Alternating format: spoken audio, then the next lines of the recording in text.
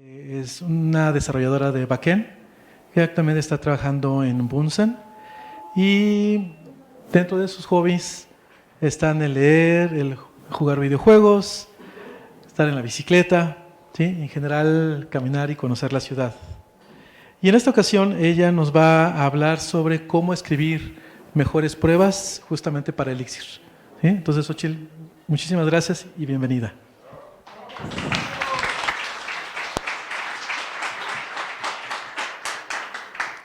Bueno, ¿qué tal? ¿Cómo se la están pasando? ¿Sí les han gustado las pláticas? ¿Han aprendido algo nuevo? ¿Qué han visto? ¿Sí se sienten cómodos? Bien, muy bien. Bueno, yo les vine a hablar de cómo crear mejores pruebas en Elixir. Bueno, esperemos que pasen las letras. CodeBeat México y bueno, nuestro logo de Elixir. Y bueno, ¿por qué salió esta charla o por qué me llamó la atención este pequeño tema? Yo digo que es pequeño, pero la verdad es que es un tema bastante grande. Y bueno, aquí yo quisiera preguntarles a todos, o sea, yo sé que son unos super developers, y díganme, ¿en todos sus proyectos en los que han estado, en cualquier lenguaje, hay pruebas? ¿Sí? ¿Deberían o no deberían? Deberían, ¿no? A veces llegamos a un proyecto y dicen, ok, desarróllate el código. Y luego te dice el developer, señor, oye, ¿y las pruebas? Y tú así de, ¡ah! Tengo que crear pruebas, ¿no? Yo he estado en bastantes proyectos y a lo largo de mi carrera he visto proyectos que no tienen pruebas. Entonces, esto realmente, pues, ¿qué crea? Una desconfianza al desarrollador. Pero bueno, eso se los voy a explicar un poquito más adelante. Y bueno, ¿quién soy? Como comenta Norbert, pues soy un developer backend. Puedo decir que también he trabajado tanto en frontend como mobile. Yo siento que cualquier lenguaje te enseña muchas cosas. Y bueno, otra cosa que a mí me gusta hacer en mis tiempos libres es pues dar tours en la Ciudad de México. Si alguno de ustedes quisiera algún lugar en la ciudad, así como comer o qué visitar, pues me pueden mandar un tweet a mi cuenta personal de Darceldelin. No se nota que me gustan los videojuegos, pues me pueden preguntar. Bueno, desarrollé el gusto por tejer muchas cosas, principalmente muñequitos de mascotas de los lenguajes. Como pueden ver, es el pequeño Elixir. Y bueno, en esta ocasión les voy a cambiar la jugada. Quien ponga atención y me conteste la pregunta, bueno, me dé la respuesta correcta al final de mi presentación, se va a ganar un muñequito. Es decir, que pocas personas lo tienen. Valim tiene uno, como vieron, Norberto hace como 7 años, 8 años, fue el primero que se hizo. Entonces, si lo tienen ustedes, será un buen regalo o para voltearlo cuando hagan sus pruebas, así como el santo, o que no vean, porque luego no hacemos pruebas, ¿no? Bueno, entre otras de mis hobbies, pues es andar en bicicleta en la Ciudad de México. Ya me pasó un accidente, estoy saliendo, pero tengo mi otro deporte, que es el que me ayuda, que es el taekwondo. Y bueno, también si quieren clases de taekwondo, les puedo dar clases de taekwondo. Y eso me dice mucho, luego mis amigos me dicen, no nos podemos poner contigo. Ajá, exacto, porque me pueden golpear, ¿no? Luego por eso ya el equipo de CUA en empresas me dice, no me meto contigo, así está bien, ¿no? Entonces, bueno, y otro de mis hobbies, pues jugar videojuegos. No sé cómo le hago, pero pues, ahí voy, ¿no? Bueno. Y bueno, como les comentaba, me gusta andar en bici, me gusta andar con mi perrito, y pues el nombre de mi perrito, pues todo el mundo se va a espantar, no se espante, se llama Java. Y sí es por el lenguaje, muchachos. Pero en mi defensa de decir que es cafecito, y ustedes saben que en inglés, pues Java es café. Entonces, podemos seguir con eso. Y bueno, la agenda de esta pequeña presentación es: ¿por qué debería haber pruebas en nuestros proyectos? ¿Qué características deberían tener nuestras pruebas? La estructura de una prueba. Un ejemplo, va a subir un poco ese ejemplo. El resumen general y pues la pregunta, ¿no? Para ganarse el pequeño Elixir. Y Y bueno, ¿por qué deberíamos tener pruebas en nuestro código? Más que nada es para tener la seguridad y confianza de pasárselo, si es que tenemos, porque no todos los proyectos, al equipo de testing. Si tenemos equipo de testing, bueno, nos fue bien, pero si no, ¿cómo le vamos a decir a nuestro proyecto? Oye, ¿sí está bien el código? No, o sea, debemos tener pruebas y eso nos va a dar la seguridad y la confianza para decir, mi proyecto está bien, lo maltraté, lo quise y está bien. Y bueno, como les comentaba, si tienen equipo de testing, pues el equipo de testing se va a encargar si es que agregamos una nueva característica a nuestro proyecto, supongamos de que tenemos, nos va a regresar la lista de productos, y esa lista de productos ahora quiero que me regrese que sean de mayor a menor, ¿no? Entonces, va a evitar que tengamos estas regresiones, ¿no? Porque luego decimos, híjole, no le voy a mover al código porque sé que se va a romper. No, tenemos que hacer pruebas para evitar esto, ¿no? Y estas regresiones, o sea, al tener esto en tu código, las pruebas, vas a evitar esto, ¿no? Evitar regresarte y decir, chin, ¿sí funciona? ¿No funciona? Y bueno, ¿y qué hace esto? Que tengamos pruebas, que tengamos una documentación. Ya ahorita tuve la oportunidad ya no estar del lado de desarrollo, sino ya estar juzgando un proyecto. Es un sentimiento diferente, porque no es lo mismo estar codeando y creando la prueba. Ya cuando entras y ves el código dices, voy a ver las pruebas, quiero ver cómo funciona. Y ves las pruebas y dices, no hay pruebas, ¿qué hago? Pues no. Entonces, el proyecto que yo vi tenía pruebas, pero yo dije, ¿y cómo sé cómo funciona? ¿Qué parámetros son buenos? ¿O qué es lo que está haciendo? No estaba clara esa prueba y no tenía una descripción correcta. Entonces, al no tener eso, pues no tenemos una documentación. Porque a veces, como desarrolladores, no creamos documentación, seamos sinceros.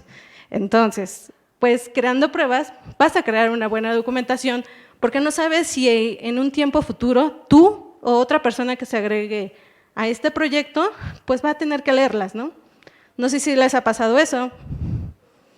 ¿No? ¡Ay, a poco! ¿Tan buenos son? ¡Híjole! ¡Híjole!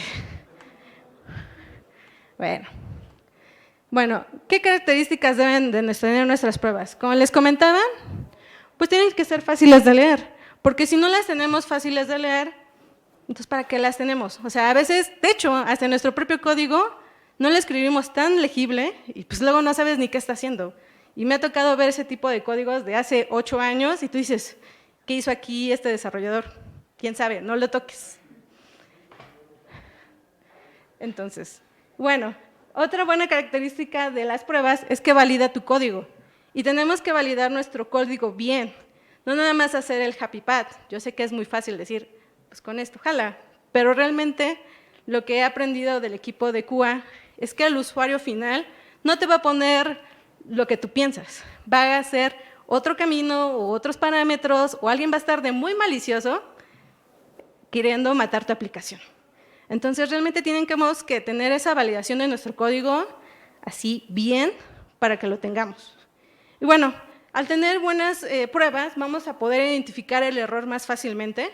Por eso les comentaba que al validar tu prueba, pues sí tienes que decir, lo tengo que matar, no tengan miedo. O sea, eso es lo más importante, no tengan miedo de matar su propio código. Creo que eso los va a hacer un poquito mejor como developers en general.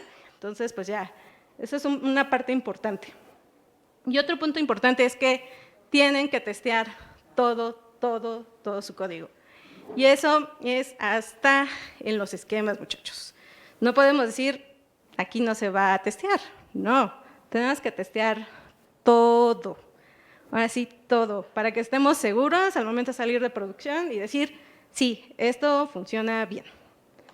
Y bueno, ¿cuál es la estructura de una prueba? Tenemos el setup, el ejercicio, el exercise, la verificación y el teardown. Bueno, el setup, pues como lo dice, es tener todos los parámetros que necesitamos para crear nuestra prueba, así como el password y el username. Esos son los parámetros que necesitas para una pequeña prueba, si es que va a ser un login. El ejercicio es a lo que se refiere a qué funcionalidad vamos a testear. Entonces, tenemos que tener claros a quiénes vamos a testear. Y bueno, verify es saber qué nos está regresando y que lo está regresando correctamente. Y el teardown, este punto de la estructura de una prueba se me hace muy, muy importante. ¿Por qué? Porque muchas veces en nuestras pruebas necesitamos que nuestra prueba ya tenga un estado. O sea, ¿qué me refiero? Supongamos que tenemos un login, se registra un usuario normal, pero luego tenemos, ¿ya le llegó el correo de confirmación? ¿Sí o no? Entonces, ese es un estado que cuando hagamos nuestra prueba de ese estado, es decir, el usuario está, ¿en qué pasó? Apenas se le envió el correo, ya se logueó. Entonces, el teardown significa que cuando ya verificaste estos pasos en esa prueba, pues vas a borrar ese estado, porque muchas veces olvidamos eso en nuestras pruebas y luego salen cuando usamos el mistakes, así de, ¿qué crees? Una prueba salió mal y tú dices, ¿dónde lo pasó? Pero es que no tenemos en cuenta este estado. Entonces, tienen que borrar los estados si es que utilizan un estado en su prueba con el teardown. Es muy importante para que se vea muy bien, ¿no? Y bueno, aquí les traje un pequeño ejemplo y pues es un poquito fácil. Entonces, lo que yo hice es, bueno, voy a hacer una pequeña prueba, lo más fácil, ¿no? Login for users, hice una inserción, tengo mis parámetros del username javadoc, su password, codibin 2023-0304. Y su email, java@codibin, ¿no? Todo normal, tenemos nuestro path de login, repasamos los parámetros y el hacer. Se ve bien, ¿no? Una prueba casual. Pero ¿qué pasa? Yo siempre he escuchado que Norberto nos ha dicho, no tengan miedo de escribir. ¿Por qué? Porque esa pequeña descripción de test login for users, pues nada me dice login for users. No estoy diciendo si mis parámetros son correctos, qué me va a regresar, qué te estoy testeando. Entonces, esta prueba, pues sí, es como decir, cumplí, pero no. Tenemos que ser más descriptivos. Entonces, pues vamos a hacerlo, ¿no? Entonces dije, bueno, pues vamos a hacer un refactor, o bueno, no refactor, vamos a hacer mejor nuestra descripción. Y bueno, lo que tenemos en pruebas es que podemos usar el describe. Esta parte antes yo no la había visto hasta que vi esta parte de checar ese código que les comento. Este describe lo que hace es poder juntar varias pruebas y decir a quién estás testeando. Yo puse en la descripción Authentication Controller Test y como les comentaba, no tener miedo de escribir más. Entonces, aquí ya tiene una descripción mejor. Login for users with correct params. ¿Y qué va a regresar? El username y el correo. Y pues mandamos la conexión. Ya tengo mi user data, la inserción. Ahorita estoy usando aquí, ¿cómo se llama? Dependencias que nos ayudan con esto. Ya tengo mis parámetros. Tengo lo mismo del response con mis rutas, mis parámetros. Se ve mejor, ¿no? Ya decimos, ok, ya probé el happy path. Dije, bueno. Dije, no solamente hay que usar el happy path, no. Como les comentaba, a veces hay que testear las partes malas, a decir, ok, lo tengo que romper, a lo mejor esto no es lo que me manda el usuario, y luego les hablan soporte y les dicen, oye, no sirve, el usuario no se puede loguear, está diciendo algo mal, ¿no? Entonces dije, bueno, pues hay que probar todos los casos, ¿no? Entonces ya, mi segunda prueba es login for users with wrong params. ¿Y qué voy a regresar? Un error 401 y que va el response value invalid user o username. Entonces ya estoy pasando el username y un password que no es el correcto, como ya lo habíamos visto. Digo, ok, esto ya se ve mejor, pero a la vez siento que es un poquito difícil de leer. Y como les comentaba, cuando leen una prueba, pues tiene que ser fácil, porque luego somos así, ok, sí, lo paso, pero ya después se te olvida. Entonces, otra forma de hacerlo es yo creo una función privada donde ya estoy pasando el path, o sea, ya el username y el password, y ya se ve un poquito más legible, ya no se ve con un poquito más de espacio. Entonces ya estoy pasando el login, estoy pasando el password, estoy pasando el username y la conexión. Se ve bien, pero dije, no, todavía se puede ver mucho mejor para que esta prueba diga, ok, y la siguiente persona que venga ya no me pregunte qué está pasando. Dije, bueno, se puede mejorar. Y aquí está. Otra forma de llamar al path es con build connection entonces ya nada más le pasas el pad y tus parámetros. Estos parámetros pues ya se ve un poquito más legible. No sé si lo alcanzan a ver, ya al momento de leerlo pues dices, ok, tengo el user data, que es lo que les comentaba que es el setup, el response, que es el exercise, y el assert, que es la verificación. Entonces, estos son los principales datos. Yo ahorita no estoy verificando, como les comentaba, un tear down, o sea, un estado donde tenga que tirarlo, ¿no? Donde tenga que hacer el update. Entonces, así poco a poco les puse cómo se debe hacer una prueba, la estructura de la prueba en pequeño, ¿no? Para una prueba correcta, una prueba que pues, te va a regresar un error 401, que ya es un poquito más legible. Entonces ya te da más confianza, ¿no? Para decir, ok, puedo crear una prueba mejor, puedo estar más contento con mi código. Si llega alguien y que no sabe nada, a lo mejor un junior, o a lo mejor, no más un junior, una persona de testing, y diga, ok, a esta prueba la entiendo, ya sé qué puedo probar. Porque luego nos ha pasado que uno como desarrollador dice, ay, no quiero hablar con el de testing porque no me va a entender. Y decirle, no, mira, ¿sabes qué? Mira, mi prueba es esto, y esto hace, y pues puede ser más legible, y puedes ayudarte a ti mismo. Entonces, esta es una pequeña prueba, y pues yo les comentaría que pues usen y escriban un poquito más en las descripciones de su prueba, escriban lo que necesitan, así de parámetros malos, parámetros buenos, qué los está regresando para que pues, cuando ustedes regresen a su código, pues sepan que pues, sí hicieron una buena prueba. Y bueno, un recap de lo que se vio en esta pequeña charla es: organicen sus pruebas, no tengan miedo de organizar ninguna de sus pruebas, por favor, háganlo, se lo van a agradecer a su yo del futuro o a una persona en el futuro. En sus pruebas tengan la clara intención de qué van a probar, porque luego, como les comentaba, hay pruebas que nada más estamos diciendo, ok, nada más para cumplir, pero no se ve qué quieres probar. Si quieres probar si está el Gen Server trabajando o no está trabajando. Como comentaban en las charlas anteriores, yo he visto que las pruebas pues, es lo último que te preocupa, pero a veces las pruebas te van a ayudar para tener esa confianza. Bueno, escribir una descripción importante en tus pruebas, creo que es muchísimo, muy importante, porque así evitamos confusiones de decir, ay, ya escribí la prueba de regresar parámetros bien, o pruebas con nil, o el password está correcto, cumple con la longitud adecuada. Es algo que tenemos que cuidar muchísimo. Entonces, pues sí, o sea, escriban una descripción correcta, que van a regresar y esas características.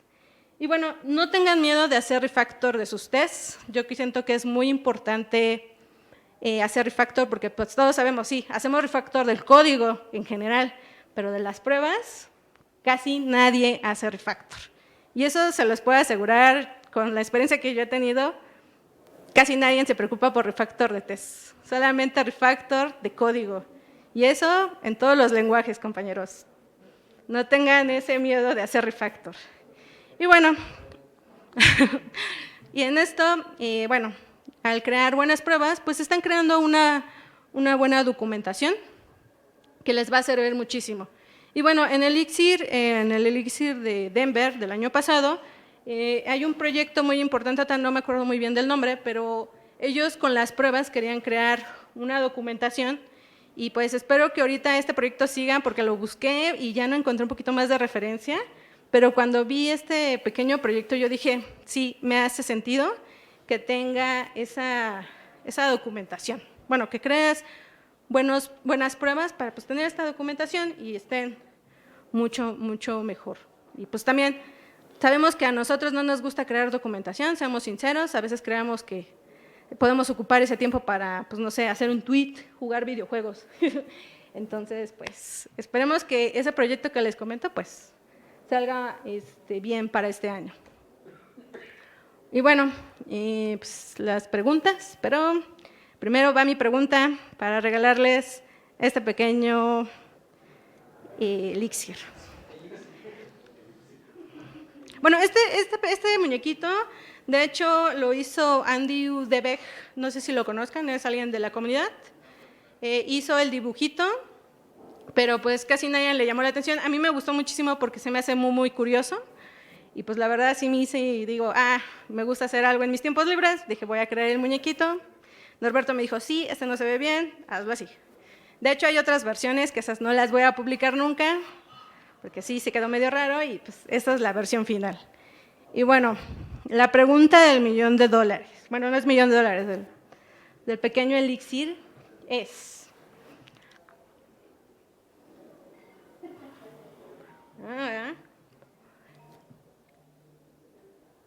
¿Cuál es la estructura de una prueba? Díganme las características de una prueba.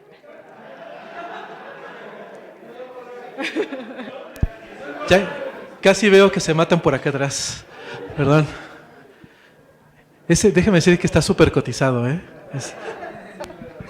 Hola, es el setup, el exercise, el verify y el tear down.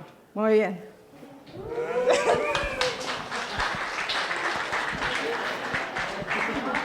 Ahí se ve que sí pusieron atención. No, ahora sí. ¿Preguntas que me quieran hacer? Bueno, primero un aplauso, por favor, para Xochitl. Muchísimas gracias.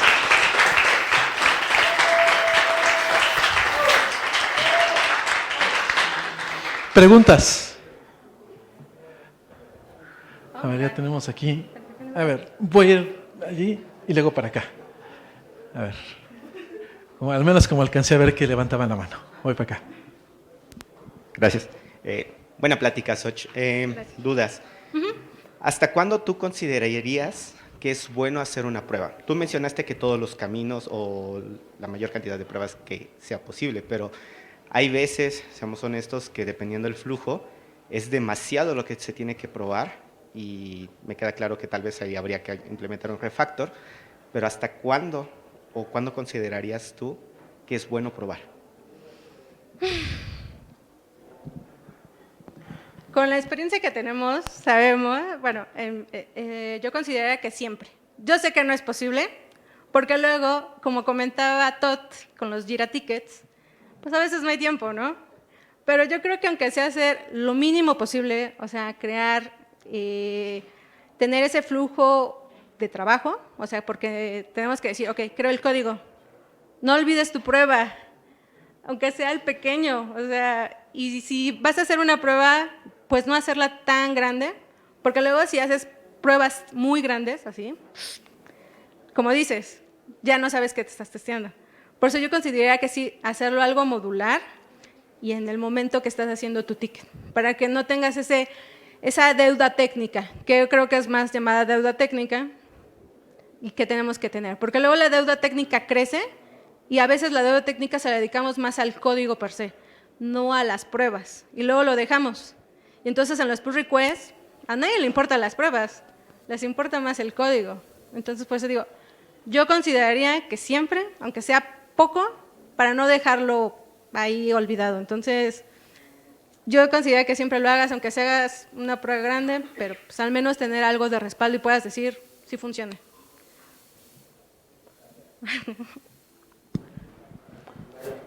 ¿Quién tiene la siguiente pregunta? Era por acá.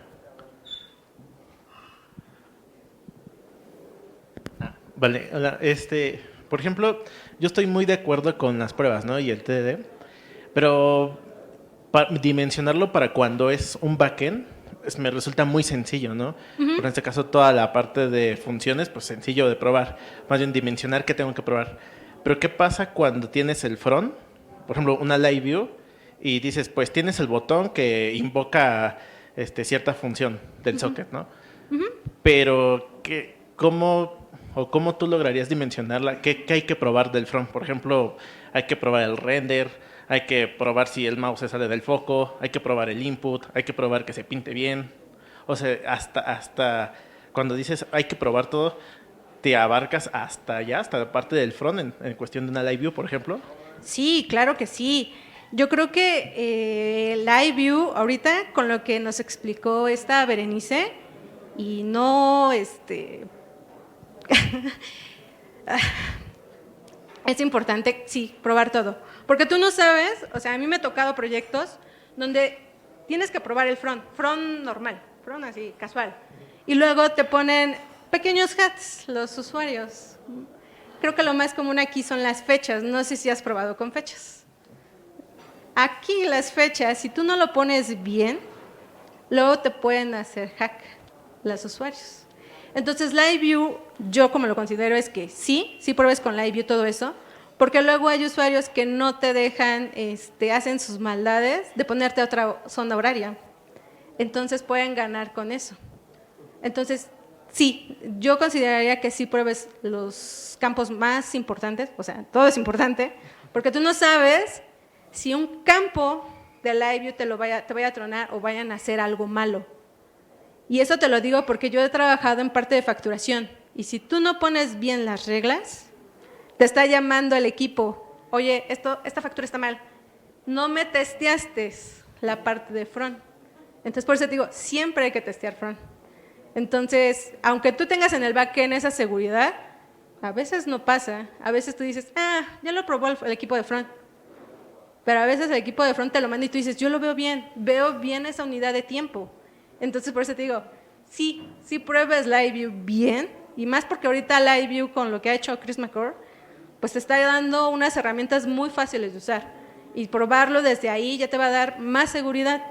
Entonces, yo sí consideraría que sí lo hagas desde ahí, para que ya no tengas ese miedo. Porque créeme, no quieres que trabajar en sábado y domingo y estar corrigiendo eso. Créeme, no lo quieres. Te lo digo por experiencia propia, no lo quieres. Entonces, sí, haz pruebas así, para destrozar tu propio código, porque es lo que he aprendido con la gente. Más la gente de QA, que siento que son expertos en romper tu código. Y yo pensé que eso era así como que, no. Me ha enseñado el equipo de QA que el usuario puede hacerte cosas muy malas, cosas que tú dirías, ¿cómo se le ocurrió al usuario? ¿Cómo? No lo sé, pero se le ocurrió. Entonces sí prueba todo, por favor. Para que te evites esos malos ratos. Ya es lo que te recomendaría. Y más porque ahorita que he estado viendo en este curso de Live View de Pragmatic, las pruebas se hacen mucho más fácil. Créeme, ha mejorado muchísimo desde hace como 10 años hacer una prueba. Entonces, sí, prueba esto, es más fácil. Si tú quieres probar, no solamente en Elixir, en Ruby es más difícil. Y aquí en Live View ya te está diciendo, ok, si quieres este campo lo bindeo. Y aquí ya lo tienes, y lo puedes probar en back. Entonces es más fácil. Por eso te digo, sí hazlo, porque ya no vas a tener esa curva de aprendizaje. Ok, gracias.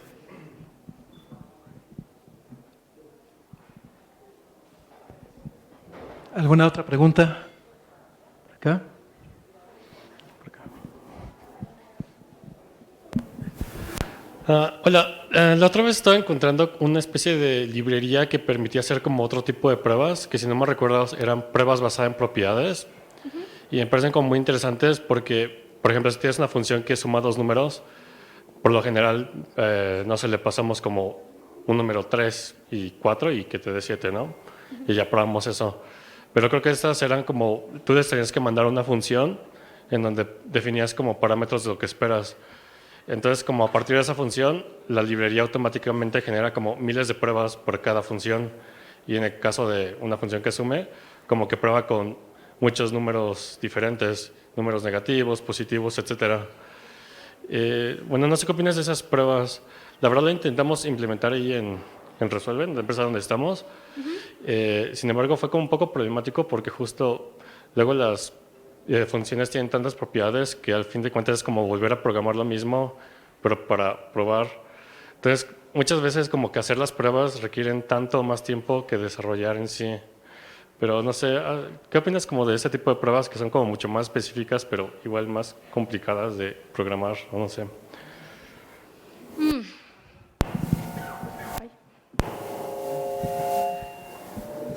Ya no sé qué pasa aquí con este micrófono. Ahí siento que debes de como dividir tu prueba con ese tipo de librerías, pues saber cómo está funcionando correctamente. O sea, yo sé que es difícil, porque luego, como dices, Luego probar es como volver a construir, pero creo que esa es la magia de las pruebas. Si tú divides o sabes que va a regresar ese bonche de cosas, porque cuando luego estás haciendo el setup, a veces ahí tienes que verificar que todo lo que estás poniendo primero, pues está bien.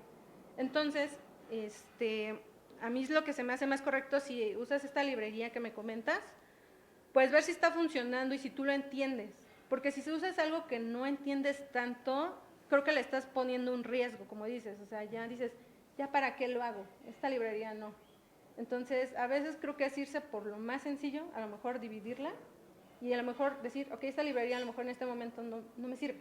Entonces, dejarlo de lado. Pero no olvidar que tu prueba la puedes dividir. O sea, ahora sí puedes aplicar divide y vencerás, que eso es lo más importante. Y bueno, yo te diría que no uses eso, que trates de probar cosas así, a lo mejor un poquito en pequeño, para que ya puedas usarlas después. Y ya no te sientas así, ¿qué hago? Y entonces mejor pues evitar ese tipo de cosas o luego preguntar en la comunidad, como dice, la comunidad de Elixir te ayuda muchísimo. Puedes preguntar, oigan, ¿saben de alguna librería que me pueda ayudar con esto? Y pues, mucha gente te va a responder, o sea, eso es lo que me ha gustado de la comunidad de Elixir, que tú puedes preguntar, o sea, a lo mejor le puedes preguntar a Misael, a Felipe o a Agus, que ahorita nos va a dar una super plática de esta librería, que de hecho si tú la usas ahorita en tu proyecto te va a encantar, te va a decir esa parte que tú me dices de la complejidad y pues vas a poder hacer muchas cosas, ¿no? Vas a poder hacer cambios muy buenos. Entonces, pues sí, es lo que te recomendaría.